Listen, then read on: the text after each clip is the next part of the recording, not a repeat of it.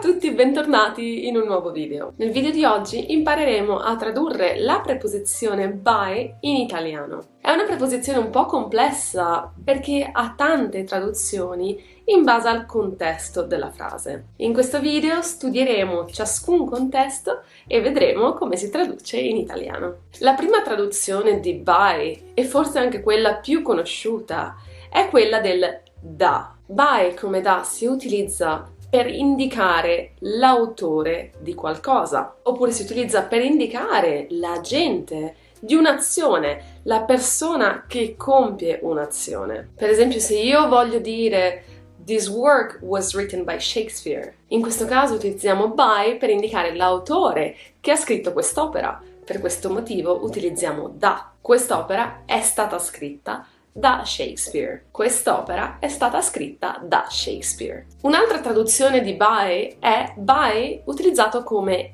entro e si utilizza per indicare una scadenza o una determinata fascia o limite di tempo che noi dobbiamo rispettare. Se io dico per esempio I need to finish this project by tomorrow, by tomorrow indica una scadenza, un limite di tempo. Per questo motivo utilizzo entro. Devo finire questo progetto entro domani.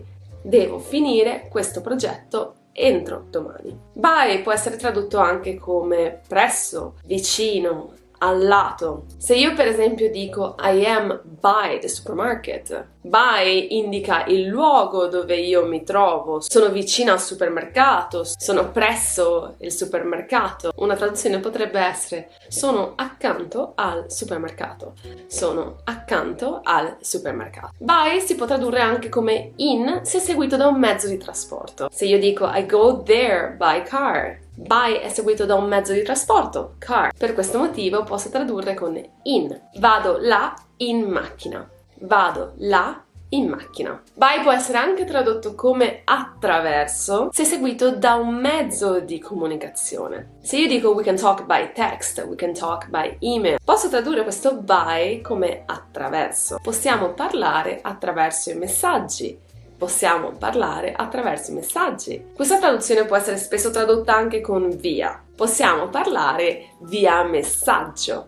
Possiamo parlare via email. Infine, by in inglese si vede spesso seguito da un verbo al gerundio. In questo caso, in italiano non ha alcuna traduzione, semplicemente si traduce by più gerundio con il semplice utilizzo del gerundio italiano. Facciamo un esempio. She passed the exam by studying hard. Come vedete, by è seguito da studying, quindi un verbo al gerundio. In questo caso, la traduzione di by non esiste, semplicemente noi usiamo il gerundio. La frase quindi sarebbe: lei ha passato l'esame studiando duramente. Lei ha passato l'esame studiando duramente. In questo caso è un po' simile all'utilizzo di attraverso, perché noi potremmo anche dire lei ha passato l'esame attraverso uno studio intenso. Non è la traduzione letterale, ma il significato è praticamente lo stesso. Queste sono più o meno le traduzioni principali di by, quelle più utilizzate e quelle più comuni. Ci sono poi altre traduzioni un po' meno comuni, non sempre si possono tradurre allo stesso modo. Sono espressioni un po' più idiomatiche, come può essere by chance, che è per caso, oppure by day, che è di giorno. Io penso che sia meglio impararle a memoria. Mentre invece le regole che vi ho spiegato nel video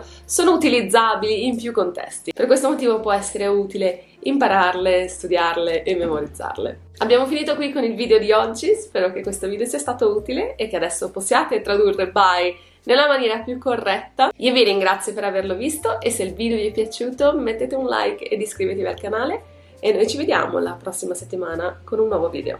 A presto!